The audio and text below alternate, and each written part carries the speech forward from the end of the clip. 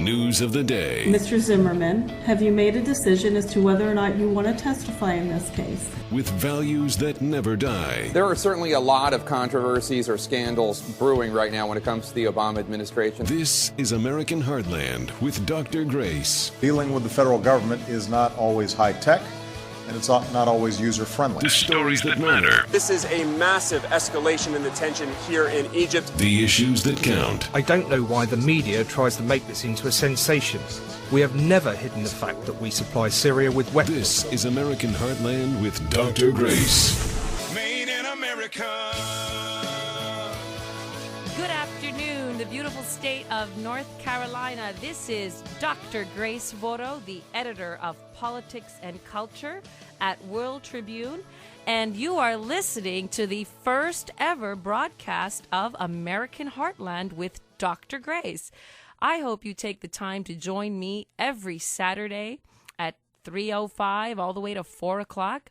I want to thank Carl Lamb, who has given me this extraordinary opportunity to speak to the American people, unfiltered, unabashed. My commitment is to report the news of the day while I uphold all the values that you hold dear, the values that I hold dear. That is the values of limited government, the values of family, and most important of all, the values of faith. You will hear on this show stories that you don't necessarily hear anywhere else, or at least you will hear a perspective that is fresh and new. I will often be touting stories that I am writing for worldtribune.com, and I encourage all of you to sign up for the daily email alerts from worldtribune.com. There's some of the best reporting in America taking place right there on that website, and I'm honored to be a part of that site as well. Well, we have so much to discuss today, and I don't know what to say about the fact that on this very first broadcast of American Heartland, the President of the United States is immersed in scandal. Scandal, scandal, scandal. And today we're going to be talking about Benghazi, IRS. We will also be talking about the explosive story that I wrote on all the forensic evidence that has come forward, which illustrates that Obama's long-form birth certificate is a forgery. We will have Lieutenant Mike Zullo being interviewed. He is heading the cold case posse investigation that is taking the nation by storm. And we're also going to be discussing an extremely important story on declining fertility rates in America. Yes, we're going to talk candidly about sex. That is to say, the sex that is not taking place properly in this country to produce enough children. So I hope you stay tuned for all these reports. Now, let's get right to it. As many of you know, the president has been embroiled in a long-standing scandal on Benghazi, and currently there are several congressional investigations underway. When I do so much of my political analysis across this country, people always ask me, Dr. Grace, which of these scandals do you think is the most damning? Which do you think is the worst? And I say it is Benghazi, Benghazi, Benghazi. Do not take your eye off the ball of Benghazi. I think the president would love for us to change the conversation. I think he'd love for us to forget about Benghazi. I think he'd love for it to be tied up in committee. Well, I'm telling you something. I've got my eye on that scandal, and I'm not letting go. Because 4 Americans died there. Some of the other scandals are dreadful, but they're not as bad as 4 Americans, including an American ambassador, dead in an incident which could have and should have been prevented. In addition, why do I say keep your eyes on Benghazi? It is because in some of the other scandals, we may suspect that President Obama is involved. But will we actually be able to find that smoking gun that ties him right into an incident that is damning? It might be tough. I know there are lots of good folks on Capitol Hill working to try to make that happen, but in a lot of the other scandals, the Obama administration might be able to set up some scapegoats, and the president himself may go unscathed. But on Benghazi, it is really, really, really hard, because some of the unanswered questions are pointing right into the Oval Office. They are pointing right at President Obama himself as commander-in-chief during an incident in which an American outpost was under attack. Well, we have some explosive revelations now coming forward on Benghazi, and I want to address some of this with you today. You all have heard over and over again Hillary Clinton's very famous quote from her testimony in Benghazi. That's the quote that the mainstream media has played over and over again, where she basically says, what difference does it make how these Americans died? The point is to get to the bottom of the matter so that it never happens again. Well, you've heard that quote to death. But what I want to play today is some other more substantive statements that she made. And I want to then contrast that with all the information we know now. Brittany, roll that first clip on Hillary testifying on Benghazi. Because as I have said many times since September 11th, I take responsibility, and nobody is more committed to getting this right. I am determined to leave the State Department and our country safer, stronger, and more secure. Now, taking responsibility meant not only moving quickly in those first uncertain hours and days to respond to the immediate crisis, but also to make sure we were protecting our people and posts in high-threat areas across the region and the world. It also meant launching an independent investigation to determine exactly what happened in Benghazi and to recommend steps for improvement. And it also meant intensifying our efforts to combat terrorism and support emerging democracies in North Africa and beyond. Let me share briefly the lessons we have learned up until now. First, let's start on the night of September 11th itself and those difficult early days. I directed our response from the State Department and stayed in close contact with officials from across our government and the Libyan government. So I did see firsthand what Ambassador Pickering and Chairman Mullen called timely and exceptional coordination. No delays in decision-making, no denials of support from Washington or from our military. And I want to echo the review board's praise for the valor and Brittany, you can courage stop of that our right people there. on the ground. And you have just heard the former Secretary of State lying to the American people, because she said that there was no denial of support. There is so much evidence coming forward now indicating that, in fact, there were troops standing all around the region that could have helped. Fox News has an anonymous speaker, one who was a member of troops standing by, who revealed that there was so much assistance that could have gone forward. This is an anonymous special operator, and he exposes boldly the lie that the former secretary just stated. Go ahead, Brittany, roll that clip. C-110 had the ability to be there, in my opinion, in 4 to 6 hours from their European theater to react. They would have been there before the second attack. They would have been there before the second attack. They would have been there at a minimum to provide a quick reaction force that could facilitate their exfil out of the problem situation. Nobody knew how it was going to develop.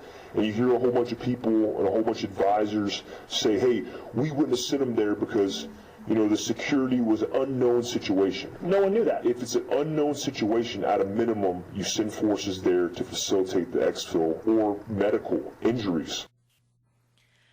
This special operator has testified that there were troops standing nearby in Croatia that at a minimum could have gone to help in medical assistance.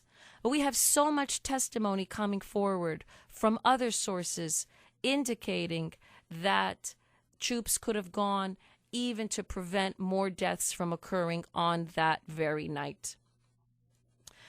Recently, in a congressional testimony, there was a request to have some of the folks that were on the ground to be interviewed. And the Pentagon has said to the press that one individual simply can't be found. His name is Colonel George Bristol. And the Pentagon said, by the way, this individual he held a key position in the chain of command in the U.S. African Command. And the Pentagon has said that he won't be able to testify because he is retired and they, quote, cannot compel retired members to testify before Congress. That is the kind of stonewalling that is occurring. But regardless of that, there is drip, drip, drip, drip information that is coming forward in every direction. A new book has been written, and that book is written by security agents on the ground. It is soon to come out. It is called Under Fire, The Untold Story of the Attack in Benghazi. And these eyewitnesses also are exposing so many of the lies that have been stated to us. One of the things that this book reveals is that there is no way that this was in any way a spontaneous eruption. Let me quote you a passage. Quote, "They were not members of a ragtag force, split into small groups which advanced throughout the compound methodically. They employed military-style hand signals to direct their progression towards their objectives." End of quote. And there is so much of this detail that is coming forward that illustrates that those who attacked the compound did so with very precise advanced planning and very precise knowledge of who they were targeting and what they were trying to achieve. The story that is emerging from Benghazi is clear. A massive cover-up has taken place, and the key cover-up is this. Who gave the order to stand down? There were troops that could have rescued those in distress. Somebody gave the order to stand down, and that is why they are trying to blackball any further testimony from those in the chain of command.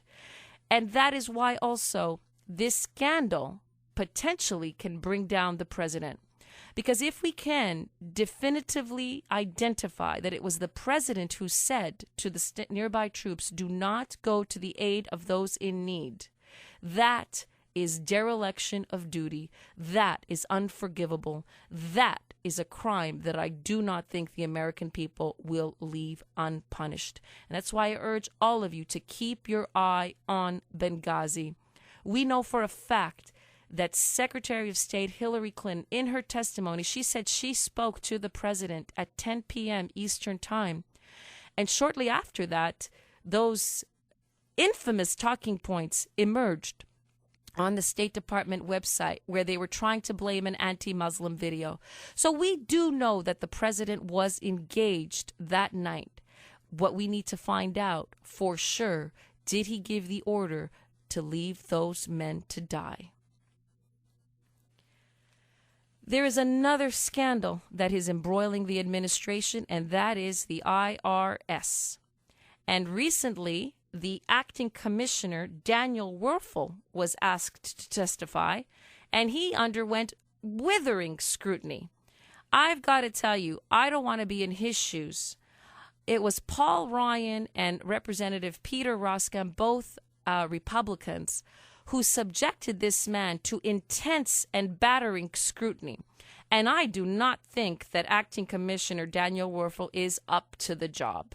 He presented a report to Congress that is basically a whitewash of what has taken place. And the congressmen who were interviewing him really took him to task. Here's a sample of that. Brittany, can you please roll that clip of Representative Paul Ryan attacking Daniel Werfel? Mr. Werfel, Secretary Lew asked you to put this report together to make sure that nothing like this ever happens again. I look at page 35, and I see basically a case made for a budget increase.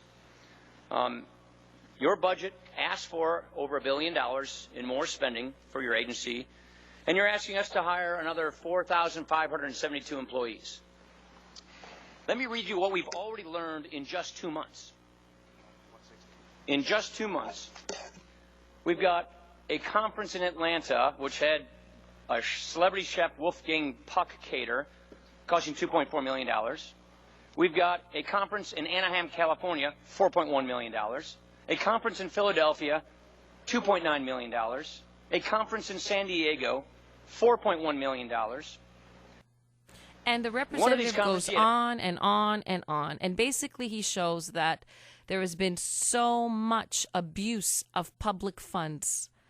And this acting commissioner is asking for $1 billion more from the American people. That is what is in his report. It is shameful. There is a cover-up going on regarding Benghazi. There is waste and abuse with the IRS. No end in sight to coming to the bottom of it. And boy, are we sorry that Obama is in for a second term.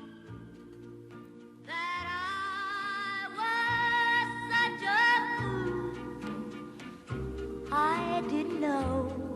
The stories that matter, the issues that count. This is American Heartland with Dr. Grace.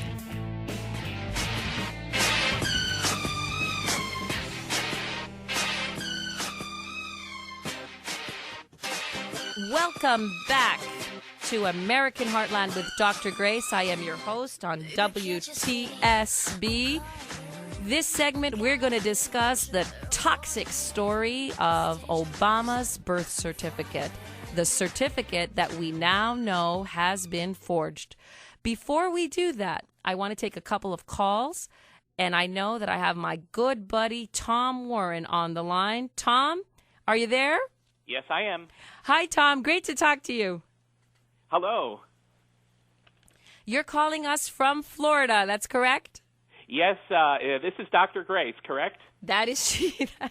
Oh, Dr. Grace. You're on the air, Tom. Oh, very nice. Yes, I am here in Florida, and it's a pleasure to speak to you. I want to congratulate you on your new show, American Heartland, with Dr. Grace on WTSB. Thank you very much, Tom. We've been talking about Benghazi and how poorly protected it was, how there were troops nearby that could have rescued those in distress. I know you had a long history in the Foreign Service. What are your thoughts on the Benghazi controversy? Yes, Dr. Grace. I did serve in the U.S. Foreign Service. I was posted to embassies in Europe and Africa, and also in South Asia, and it's a very confusing situation. In fact, your listeners can go to the State Department website under the Bureau of Diplomatic Security, and there are various publications now available concerning the attacks on U.S. diplomatic facilities, and there's very little being said about Benghazi. That is unbelievable, especially since we had the former Secretary of State saying they were going to get to the bottom of it. They were going to make sure something like this never happens again. We know that they have been very slipshotty in their investigation. We know, for example, the FBI didn't even go on site for 2 whole weeks. And everybody knows that evidence runs cold in that amount of time. Well, thank you very much, Tom, for that insight. Ken Kaplan from Atlanta. Ken, are you there? Yeah, I wanted to just chime in with the list of scandals. I'm just thinking about this, and I researched a little bit. There's over 300 scandals. They have best of scandal lists. They have top 20, top 50. It's scandalous how many scandals Obama and his administration is involved in. I mean, it's just taking me by, it's overwhelming me. It is, and you're quite right. Lots of people feel overwhelmed. Look, I've been analyzing the political scene for years, and I can tell you when you had these succession of scandals breaking out, I felt overwhelmed. And this is what I've been doing for years professionally. It is overwhelming, and more than overwhelming, it's extremely disturbing. I think a lot of the American people are beginning to sadly tune out precisely because it's overwhelming, it's depressing, and some of it is just plain confusing. And that's what the Obama administration wants. One of the tactics in Washington is to just overwhelm people and get them to be apathetic, because the less they know, the less they understand, the more easily they'll be bamboozled. And one of the tactics, too, is to just draw out an investigation. Just let it take a long time, because memories will fade, passions will cool, and they will get away with what it is that they want to get away with. So you are quite right, Ken, and it is our job, especially here in American Heartland, we're going to keep holding this president and his party accountable for each and every one of these scandals. We will not forget, and we're especially not going to forget the victims of his dereliction of duty in Benghazi. It's unbelievable. It's like all these distractions. In the meantime, he's just like rubbing his hands and smiling, thinking that, we got our eye off the ball, and he's going to go on and, make it to a situation where we're going to have really not a democracy, a republic anymore. And I think most people realize that. They realize that he knows legally he's going to become, like, you can call it anything you want, but it's going to be a one-party system. I hate to say dictatorship because it's not going to be about big death camps like it was in Nazi Germany, but it's going to be a one-rule system eventually because he's going to import all these illegals, and they're just going to would never have another fair vote again, election. Well, Ken, thank you so much for that call. Thank you for those insights. I certainly oppose the immigration bill. I think that's another thing we have to stop. It is an attempt to empower the Democrats for years to come. And you're quite right. There is an attempt to truly entrench the Democrats permanently, nationally, as they have done in some states, like Massachusetts, for example. So it certainly will be our job to try to prevent that from happening. Thank you, Ken, for that call. One of the scandals, though, that I don't think he'll quite be able to escape from so easily is the one that is currently breaking, the one that I wrote a piece on. It has currently been published on worldtribune.com. It is called Forensic Findings on Obama's Birth Certificate. It is exploding all over the internet because I am simply reporting what the cold case posse led by Lieutenant Mike Zullo has uncovered. The long-form birth certificate that Obama presented to the public is a forgery. There is no doubt about that. This is based on extensive forensic analysis that Lieutenant Zullo has conducted. He hired Reed Hayes, who is a very reputable expert based out of Honolulu. He is also a Democrat, somebody who certainly doesn't have an axe to grind. And upon looking at the certificate, Reed Hayes was shocked. He compiled a 40-page report, which is now an affidavit, which means it is a sworn legal document subject to him being hauled off on perjury charges if it is a lie. And Reed Hayes says this is a 100% forgery. Lieutenant Zullo has compiled so much evidence. He has a 300-page document that he's produced. It's about to balloon to 400 pages with national experts all testifying to the same thing. This is clearly a document that was manufactured. It appears to be a 9-layer PDF document. If I took a photocopy of your birth certificate or mine, it would just be a 1-layer document. There's no way it could be 9 layers. And yet we now have evidence beyond the shadow of a doubt that the long-form birth certificate that the president presented to the public is a 9-layer document, and it has moving parts on it. There is a stamp on it that can be moved. There is a date stamp that can be moved. These stamps that can be moved essentially mean that the document is forged. I encourage all of you to go to worldtribune.com, read the piece that I wrote, and also look at the YouTube video that Lieutenant Zullo put together. And that YouTube video shows you piece by piece by piece all of the forensic evidence that is now being compiled as part of a criminal investigation. There are lots of folks out there that are going to try to shut this down. They're using words like birther and kook. Well, what I say to them is this. We looked at Senator John McCain's record extensively when he was running for the highest office in the land. The Senate asked questions. Was he eligible? Where was he born? Does he have the right documentation? And yet, for President Barack Obama, the same inquiry was not conducted. And when questions are asked, all that his supporters can do is smear and smear and smear. But the American people are on to him, and they smell a fishy story. And that's why they kept asking questions about that short form birth certificate that he had presented in 2008. And finally, in 2011, he capitulated because the public was asking questions. And the form that he put forward in 2011, many people, upon looking at it, had doubts.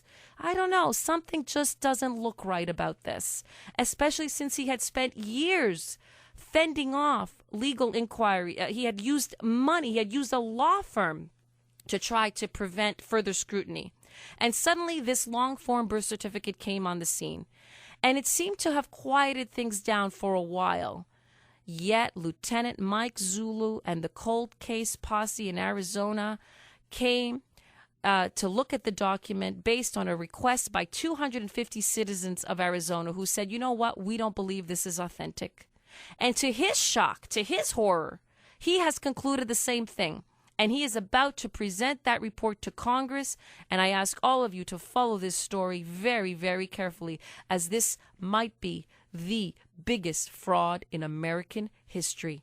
Stay tuned next for that exclusive interview with Lieutenant Mike Zullo on American Heartland with Dr. Grace on WTSB. The stories that matter, the issues that count. This is American Heartland with Dr. Grace.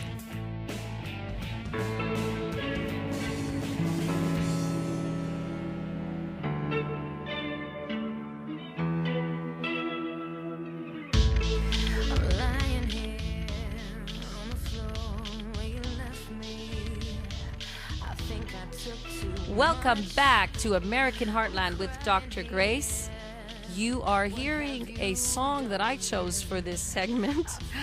It really is the sensation that I felt when I was reviewing all the evidence.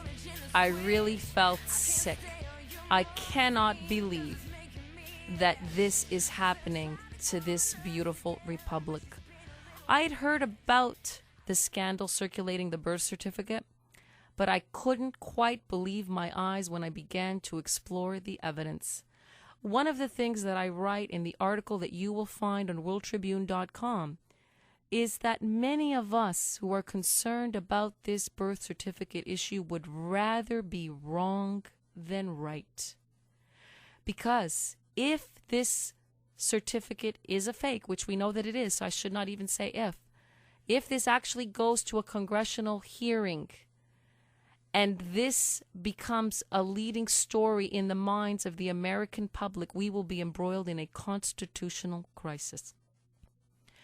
Unpacking all of this for us right here today is the man who has spearheaded this investigation, the man who knows all the evidence like the back of his hand.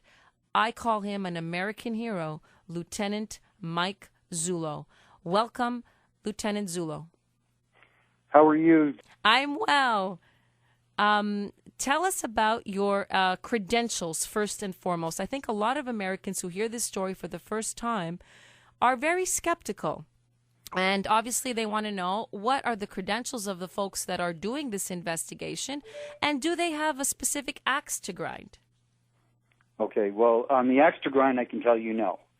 The credentials are, I'm a former police officer as a detective in the state of New Jersey. I was trained in homicide investigation, fingerprint identification, domestic violence investigation, narcotics trafficking. I have been a licensed investigator in the state of New Jersey. Coming out here in Arizona, I joined Sheriff Arpaio's posse, and ultimately in 2007, I was asked by Sheriff Arpaio if I would head up a cold case unit for him. Primary goal was to assist in cold case investigations with the Maricopa County Sheriff's Office. I subsequently been trained in MCSO, MCSO acronym for Maricopa County Sheriff's Office, AZ Post-Certified Homicide Investigation, Cold Case Investigation. I had training in fugitive detection and apprehension, high-risk criminal behavior. And going forward, right now, currently, I am chief investigator for Sheriff Joe Arpaio into the eligibility issue of Barack Obama's long-form birth certificate and ultimately his eligibility to be president of the United States. Right. And what a resume that is. That is extremely impressive. And I think what the American people need to understand is that this is now a criminal investigation being undertaken by a person who has law enforcement authority. You represent Sheriff Arpaio in this investigation. So this is not just another pundit talking. This is not just another radio talk show host. This is an officer of the law that stands before us and is telling us that he has uncovered damning evidence that the certificate is a forgery. Lieutenant Zullo, can you explain to the American people what exactly you have found that convinces you 100% that this is a forged document? Well, we believe after a 21-month investigation, we are firmly of the belief that the long-form birth certificate presented to the public in a PDF form never started out as an original paper document. It's not a copy of an original paper document. It is a document that has been created exclusively inside a computer. It was fabricated manually by human intervention, put together in layers to give the appearance of an official birth certificate. But the fact of the matter is, after putting this PDF file through 1,200 forensic tests, we discovered that every layer on this document was put together by hand in a cut and paste piecemeal method to give the impression to the unsuspecting public that this is in fact a true representation of the president's birth certificate.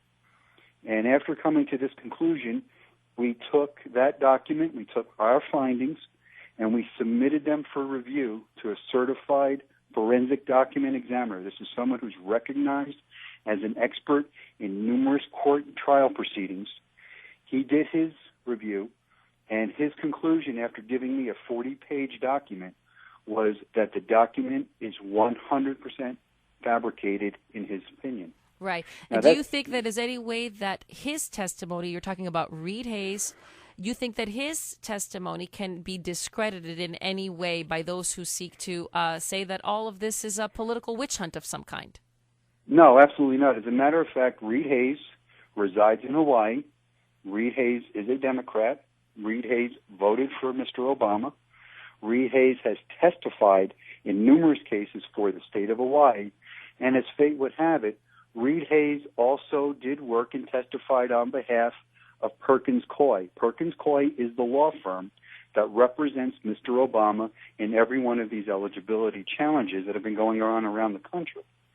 So it's going to be very difficult to impeach Mr. Hayes because Perkins Coie relied on him as an expert in courtroom testimony in previous cases. So it's going to pose a very big problem for this administration and for the law firm that they use representing the president in these kinds of matters. Right. I was really most impressed by that. And his report to you is a sworn affidavit, meaning that if he has lied in any way, that would be subject to charges of perjury. Is that not correct? That's correct. He gave me a sworn affidavit attesting to the material in it. He did his own independent research, his own independent study. And, we really just put it out there. This is not a political witch hunt.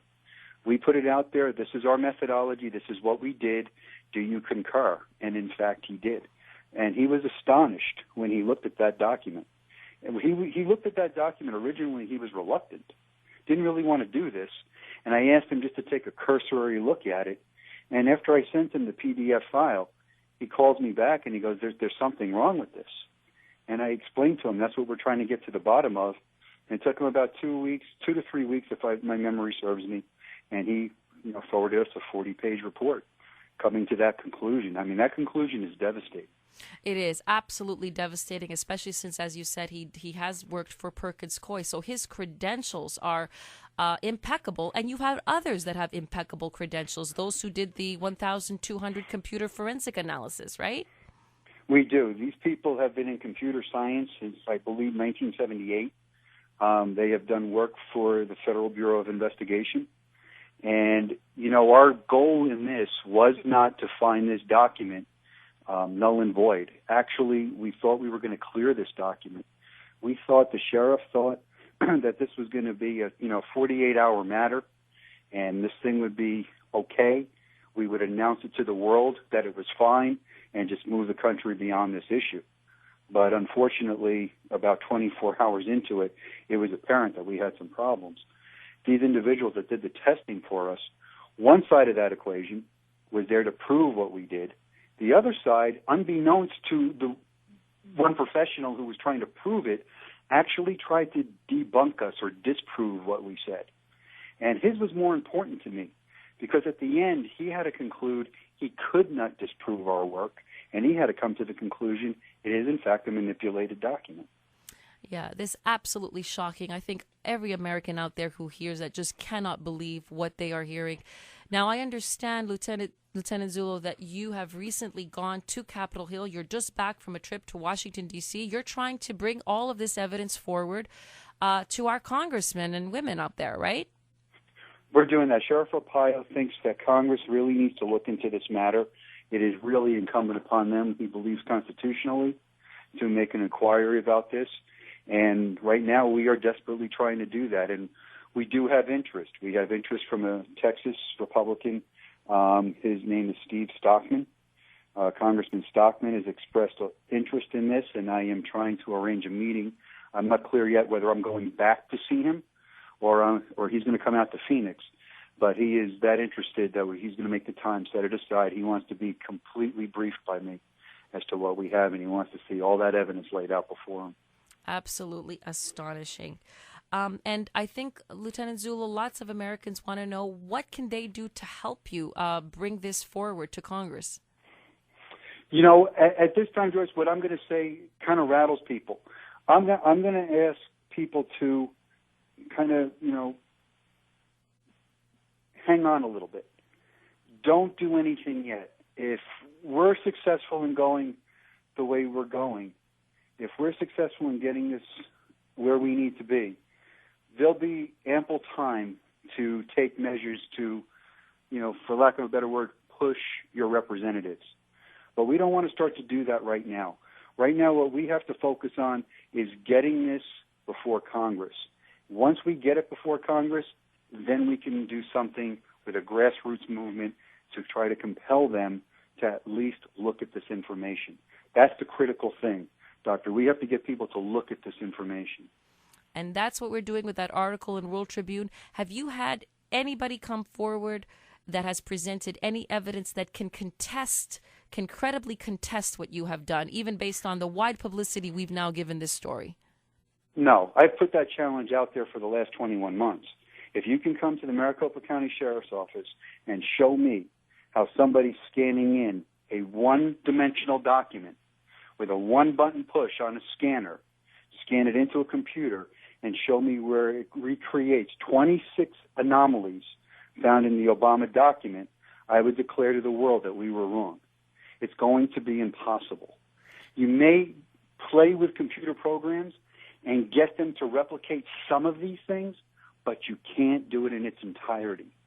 And that's what's going to be compelling about it. It's impossible. It was done by human intervention. A computer cannot do this on its own. And now, what I think that the folks out there need to understand is that you are not making any claims whatsoever about where the president was born or not born. I mean, we understand there seems to be some kind of document in the archives in Hawaii. The only thing you're saying is that this particular document that the president revealed is a fake. That's correct. You think about it, the American people should be able to see this kind of document. Once it's offered by the President of the United States, they should be able to see the original. This is not an original of anything. It is not a copy of an original. The only thing that's original, it's an original forgery. That's all it is. And a bad forgery, from what you and all your experts have said. Apparently the experts who have looked at it say that they can come to the conclusion that it's a bad forgery pretty quickly, right? Yeah, as a matter of fact, when this was first released by the White House, on the White House website, it was released, I believe, within 20 minutes. Graphic artists were saying there was something wrong with this. Those are just people out there downloaded this onto their computer, and all of a sudden they started to find things wrong with it. So whoever did this, my theory, and this is only a theory, that this document, this file, once it was uploaded, was actually uploaded in error. I believe this was a working file that they did not flatten, is a word that's used where you kind of condense all these layers together and they can no longer be taken apart. I believe that this was done in error. And in that haste, by 20 minutes after it was launched, I believe the number is around 130,000 people had downloaded that file to their computers. So there was no taking it back. Wow. They had to live with this.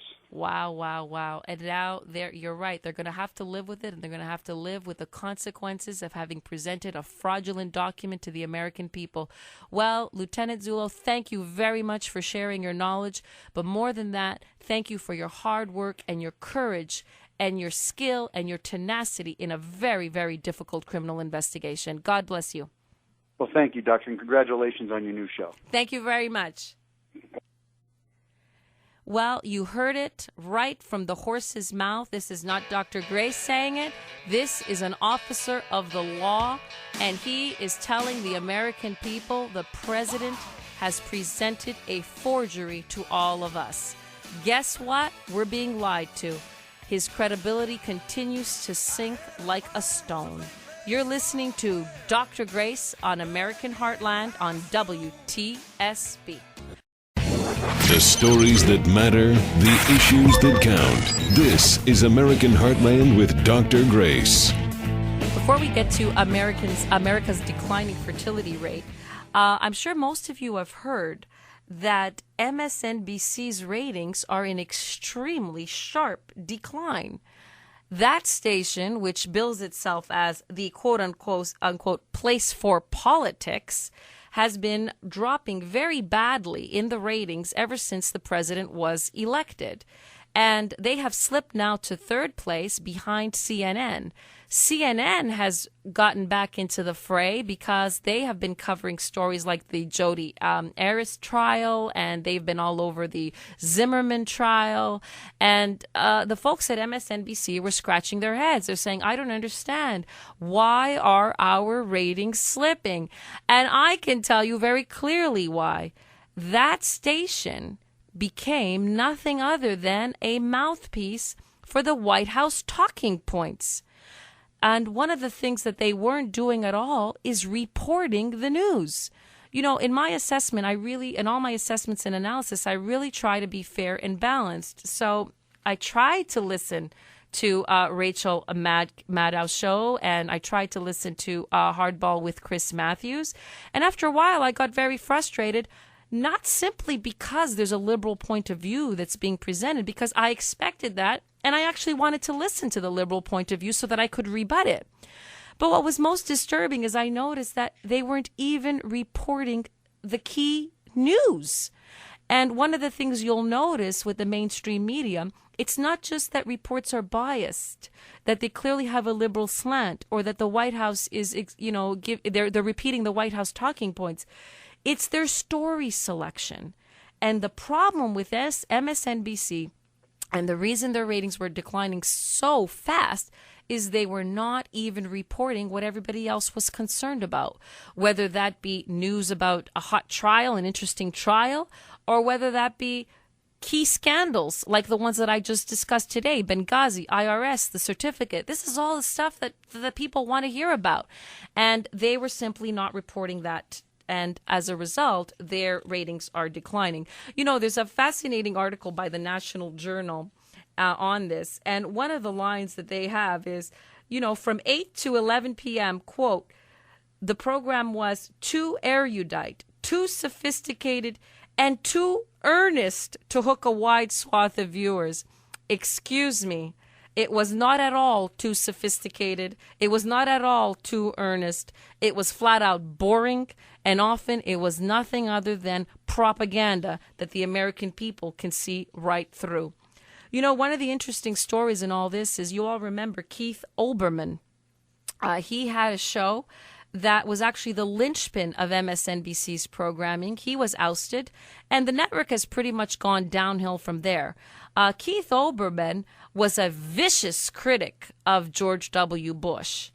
And what is ironic is that Olbermann ended up leaving MSNBC, and guess what he's doing now?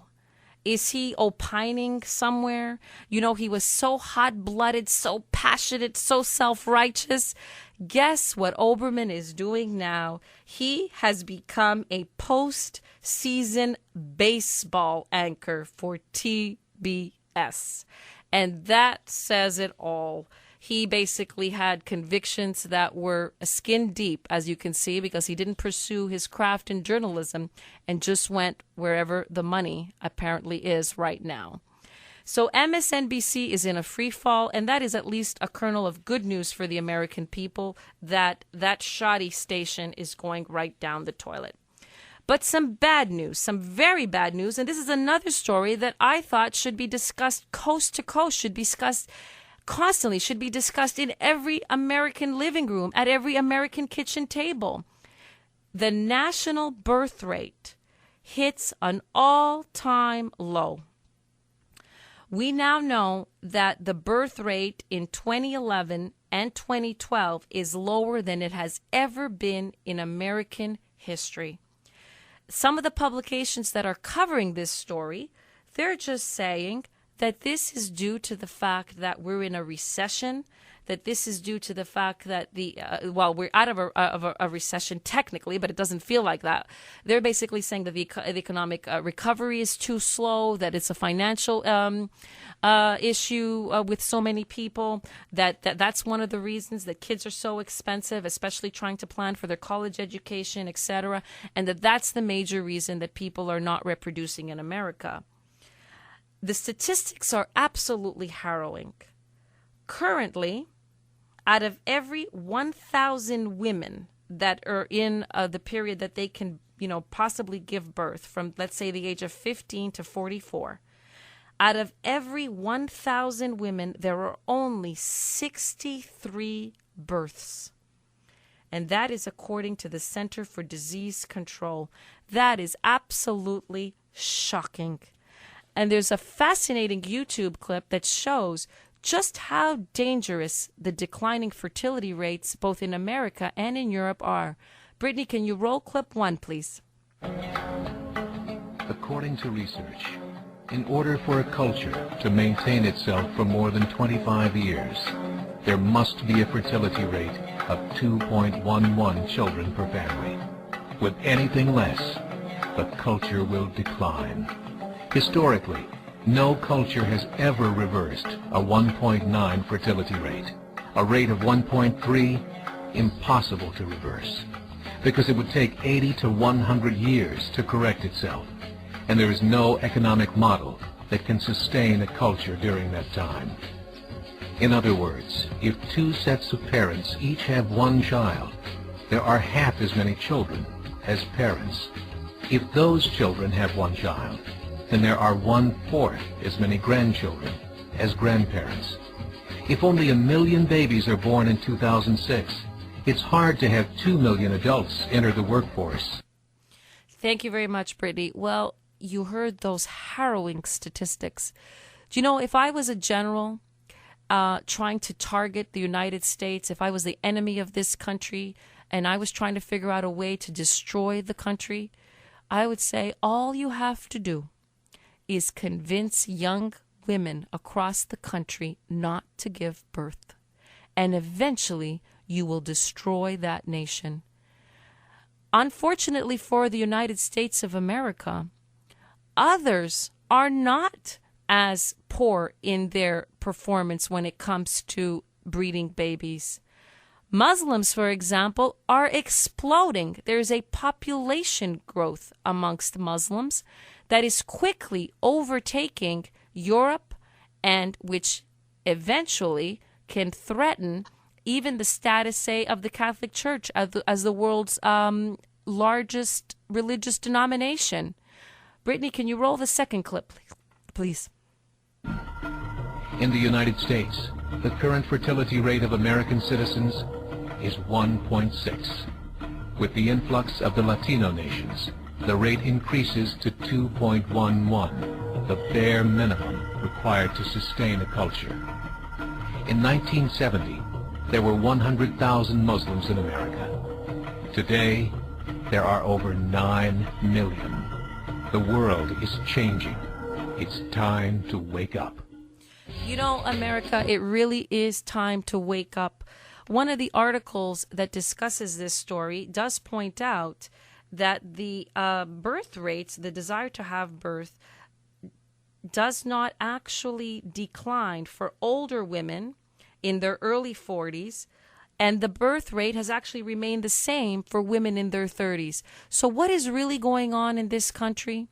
Young women are being told, don't have children, get a career, get an education, children will tie you down. But in reality, most women who enter their 30s and their 40s, they desire children. One of the great ironies of the sex education that is so rampant across America, there is so much sex education, but what are our young women and men being taught to do in this sex education? They're being taught to do the most unnatural thing of all: have sex in a way that you don't procreate.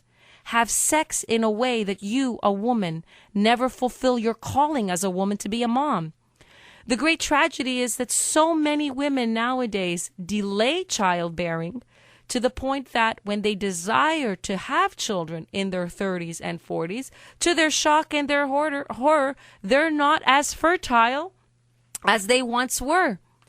And you have a whole other industry that is rising up against, to serve women in their 30s and 40s who suddenly discover that they desperately want children and then they cannot.